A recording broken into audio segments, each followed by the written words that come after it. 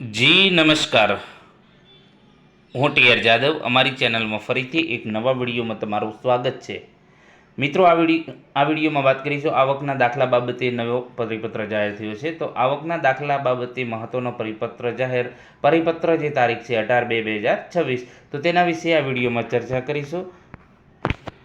તો મિત્રો, અહીં તમે જોઈ શકો છો આવકના દાખલા અંગેની કાર્ય પદ્ધતિ તથા પ્રક્રિયા સંપૂર્ણપણે ડિજિટાઇઝ કરવા ગુજરાત સરકાર દ્વારા સામાજિક ન્યાય અને અધિકારિતા વિભાગ દ્વારા ઠરાવ ક્રમાંક તમે અહીં જોઈ શકો છો 2026, જે સેક્શન સચિવાલય ગાંધીનગર 18/2/2026ના રોજ જાહેર થયેલો છે.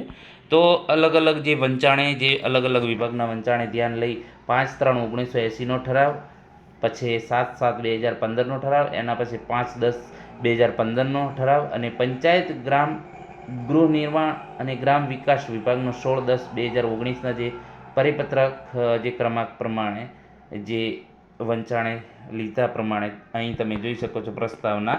તો કે વંચાણે લીધે જે ક્રમાંક 1 પ્રમાણે આપણે વાત કરીશું, તો કે આ વિભાગ હેઠળના સામાજિક અને શૈક્ષણિક રીતે જે એટલે કે એસસીબીસી અથવા તો જે આપણે ઓબીસી કહીએ, ઓબીસી તથા આર્થિક રીતે પછાત વર્ગોની વ્યક્તિઓને એટલે કે જે ઈડબ્લ્યુએસ, તો એ વ્યક્તિઓને વિવિધ યોજનાઓનો લાભ મેળવવા માટે, તો એમને વિવિધ સરકારી યોજનાનો લાભ મેળવવા માટે જરૂરી આવકના પ્રમાણપત્ર આપવા માટે સક્ષમ અધિકારીઓ નક્કી કરવામાં આવેલા જે ક્રમાંક 1 પ્રમાણે, બરાબર. તો કે જે સક્ષમ અધિકારી ક્લાસ 1 અથવા તો ક્લાસ 2 ટીડીઓ અથવા તો મામલતદાર, બરાબર. તો એ જે સક્ષમ અધિકારી હોય એ જ જે છે આવકનો દાખલો આપી શકે અથવા તો એનું પ્રમાણપત્ર આપી શકે.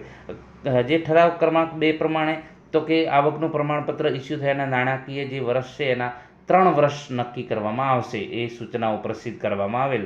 એના પછી ફરીથી આગળના પત્રથી આવકનું પ્રમાણપત્ર જે મેળવવા અરજીનો નમૂનો અને આવકના પ્રમાણપત્રનો નમૂનો નક્કી કરવામાં આવેલો, બરાબર. તો એ પ્રમાણે અને પંચાયત ગ્રામ ગૃહ નિર્માણ અને ગ્રામ વિકાસના વંચાણે લીધે જે ક્રમાંક 4 પ્રમાણે આગળના પરિપત્રથી ગ્રામ્ય કક્ષાએ આવકનો દાખલો આપવાની સત્તા જે છે તલાટી કમ મંત્રીને આપવામાં આવેલ. તેમજ જે છે આવકના દાખલા અંગેની જે અરજી નમૂનો તથા પ્રમાણપત્રનો નમૂનો પણ નક્કી કરવામાં આવેલ, બરાબર. 4 પ્રમાણે તો જે આવકનો દાખલો ગ્રામ્ય કક્ષાએ તલાટી કમ મંત્રી આપશે, તેમજ આવકના જે દાખલા અંગેના જે અરજી નમૂનોને જે પ્રમાણપત્રનો નમૂનો પણ નક્કી કરવામાં આવેલો. હવે રાજ્ય સરકાર દ્વારા નાગરિકોને આપવામાં આવતી ઉચ્ચ વપરાશ ધરાવતી સેવાઓ પૈકી આવકના પ્રમાણપત્રની સેવા ટોચની સેવાઓમાં સામેલ છે, જે રાજ્ય સરકાર દ્વારા નાગરિકોને જે સેવા આપવામાં આવે છે, બરાબર. તો આ જે છે આવકનો દાખલો દરેક વિદ્યાર્થીઓને પણ જરૂર હોય છે અને ખેડૂતોને કે અન્ય કોઈ પણ, તો એમને આ આવકનો દાખલો જરૂર હોય છે. તો આ જે છે રાજ્ય સરકારે અરજદારો લાભાર્થીઓને આવકનું પ્રમાણપત્ર માટે બિનજરૂરી હાલાકીમાંથી પસાર થવું ન પડે, તેમજ આવકનું જે પ્રમાણપત્ર આપનાર સક્ષમ અધિકારીઓને વહીવટી બોજામાંથી મુક્તિ મળે, બરાબર. તે જે સક્ષમ અધિકારીઓ ક્લાસ 1 to જે પણ આની સાથે સંકળાયેલા હોય, તો એમને વહીવટી બોજામાંથી મુક્તિ મળે તે માટે જે આવકના પ્રમાણપત્ર આપવા માટે એ અંગેની કાર્યપદ્ધતિનું સરળીકરણ કરવા તથા ડિજિટાઇઝેશન કરવા માટેની જે સરકારશ્રીની વિચારણા હેઠળ હતી અને જે પુખ્ત વિચારણાને અંતે નક્કી કરવામાં આવેલ. તો શું નક્કી કરવામાં આવેલ? તો જે ઠરાવ પ્રમાણે જે વંચાણે લીધે જે ક્રમાંક 1 પ્રમાણે, તો કે આગળના જે ઠરાવથી સામાજિક અને શૈક્ષણિક રીતે પછાત વર્ગો તથા આર્થિક રીતે જે પછાત વર્ગોના વ્યક્તિઓને આવકના પ્રમાણપત્ર આપવા માટે સક્ષમ અધિકારી નક્કી કરવામાં આવેલ જે સૂચનાઓ રદ કરવામાં આવે છે. અને હવે પછીનું જે આવકનું પ્રમાણપત્ર નીચે મુજબ જે સક્ષમ અધિકારીઓ અધિકૃત કરવામાં આવે છે. એટલે કે જે અગાઉ નક્કી કરવામાં આવેલું હતું કે ઓબીસી અથવા તો એસસીબીસી કે પછાત વર્ગ ઈડબ્લ્યુએસના જે વ્યક્તિઓને જે આવકનું પ્રમાણપત્ર મેળવવા માટે કોઈ સક્ષમ અધિકારીઓ અથવા તો સક્ષમ સત્તાધિકારીઓ નક્કી કરવામાં આવે, તો એ સૂચના રદ કરવામાં આવે છે. અને હવે આવકનું પ્રમાણપત્ર મેળવવા માટે જે નક્કી સક્ષમ અધિકારીઓ, તો મામલતદાર શહેરી વિસ્તાર માટે અને તાલુકા વિકાસ અધિકારી ગ્રામ્ય વિસ્તાર માટે. જો ગ્રામ્ય વિસ્તારના જે લોકો છે એમના માટે ટીડીઓ એટલે કે તાલુકા વિકાસ અધિકારી તમને આવકનો દાખલો કાઢી આપશે, જ્યારે શહેરી વિસ્તારમાં મામલતદાર.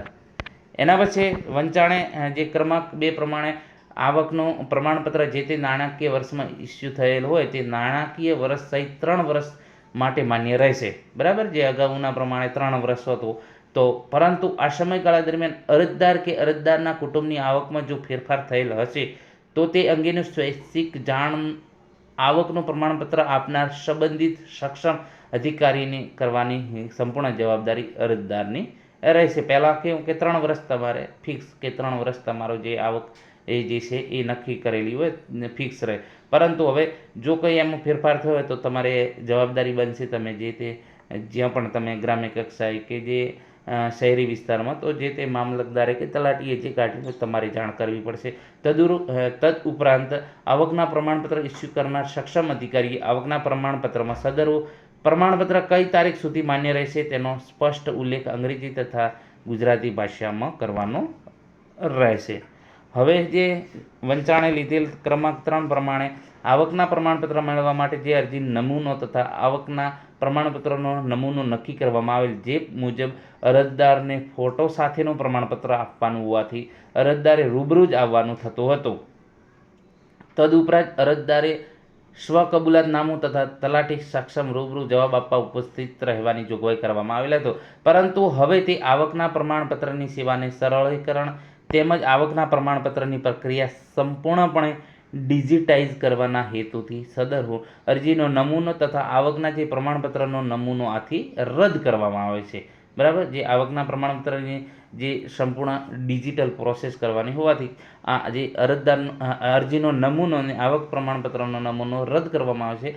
જેના સ્થાને હવે આવકના પ્રમાણપત્ર માટેનો અરજી નમૂનો જે ઠરાવ સાથેના પરિશિષ્ટ 1 મુજબ નિયત કરવામાં આવેલ એ હમણાં આપણે જોઈશું. તો કે અરજદારે આવકનું પ્રમાણપત્ર મેળવવા માટે રજૂ કરવાની સ્વઘોષણાનો નમૂનો પરિશિષ્ટ 2 અને આવકના પ્રમાણપત્રનો નમૂનો પરિશિષ્ટ 3 મુજબ નિયત કરવામાં આવેલ છે. અને આ આવકનું પ્રમાણપત્ર મેળવવા માટે અરજદારે ડિજિટલ ગુજરાત પોર્ટલ પર અરજી કરવાની રહેશે. એટલે કે તમે ઘર બેઠા પણ તમે આ જે છે આવકનું પ્રમાણપત્ર મેળવવા માટે પ્રોસેસ કરી શકશો. જે પંચાયત ગ્રામ ગૃહ નિર્માણ અને જે વંચાણે લીધેલ પ્રમાણે 4 પ્રમાણે પરિપત્રથી તેના જે આનુષંગિક જે વખત થયેલ જોગવાઈથી ગ્રામ કક્ષાએ ઈ ગ્રામ કેન્દ્રો મારફતે આવકના પ્રમાણપત્ર આપવા અંગે જે માર્ગદર્શક સૂચના પ્રસિદ્ધ કરવામાં આવેલ છે તે યથાવત રહેશે. બરાબર, જે પણ ઈ ગ્રામ કેન્દ્રો પર ઉપરોક્ત જે જોગવાઈ મુજબ આવકનું પ્રમાણપત્ર મેળવવા માટે અરજદાર દ્વારા ખોટી વિગતો દર્શાવતી સ્વઘોષણા રજૂ કરવામાં આવે તો એ અંગની સંઘળી કાયદાકીય જવાબદારી અરજદારની રહેશે.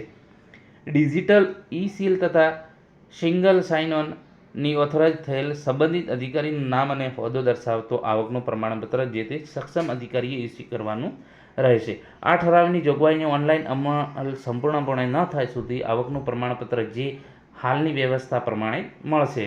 અને આ ઠરાવ વિભાગની સરખા જે ક્રમાંક ફાઇલ પર સરકારશ્રીને મળે મંજૂરી અન્વયે કરવામાં આવેલ છે. ગુજરાતના રાજ્યપાલના હુકમથી અને તેમના નામે જીપી પટેલ, સંયુક્ત સચિવ, સામાજિક ન્યાય અને અધિકારીતા વિભાગ. જે અરજી નમૂનો મોકલેલો છે અહીં તમે જોઈ શકો છો. તો પરિશિષ્ટ 1 પ્રમાણે આપણે જોઈશું તો કે આવકના અંગેનું પ્રમાણપત્ર મેળવવા માટેનું જે અહીં તમે જોઈ શકો છો આ ટાઈપનું છે 18/2/2026નું બેનર. બરાબર, તો શહેરીમાં મામલતદાર શ્રી, તાલુકો જિલ્લો, ગ્રામ્યમાં તાલુકા વિકાસ અધિકારી. બરાબર, તો એ રીતનું અહીં તમે જોઈ શકશો. અહીં વિગત આપેલી છે તો આ ટાઈપનું. બરાબર, તો આ તમારે ફોર્મ ભરવાનું રહેશે. હવે પરિશિષ્ટ 2 પ્રમાણે જે સ્વઘોષણા સેલ્ફ ડિક્લેરેશન એટલે પોતાની જાતે જે છે બધું તમારે જે ફોર્મ ભરવાનું રહેશે. બરાબર, અને આધાર કાર્ડ મુજબનો ફોટો. પછી પરિશિષ્ટ જે 3 પ્રમાણે સામાજિક અને ન્યાય અધિકારીતા વિભાગના ક્રમાંક જે પ્રમાણે 18/6નું બિડાણ અહીં આ ટાઈપનું હોય છે તો તમારે આ ઓનલાઈન ભરવાનું રહેશે. બરાબર, તો આ ટાઈપનું છે. આ હમણાં તો જે જૂનું છે એ પ્રમાણે જ, પરંતુ જ્યારે સંપૂર્ણ ડિજિટલ થશે ત્યારે આ ટાઈપમાં તમે ઓનલાઈન મતલબ કે જે ગુજરાત પોર્ટલ છે એના પરથી તમે જે છે આવકનો દાખલો મેળવી શકશો. બરાબર, તો આ જે ડિજિટાઇઝેશન કરવા માટેનું આ જે પ્રોસેસ હતી તો તેના વિશે આપણે ચર્ચા કરી. અને ડિજિટલ ગુજરાત પોર્ટલ ઉપર તમે પછી જ્યારે પણ આ કમ્પ્લીટ ચાલુ થાય તો એ પ્રમાણે તમે આના ઉપરથી આવકનો દાખલો ઘર બેઠા પણ મેળવી શકશો. જો વિડીયો પસંદ આવ્યો તો લાઇક, શેર અને મિત્રો ચેનલને સબસ્ક્રાઈબ કરવાનું ન ભૂલતા.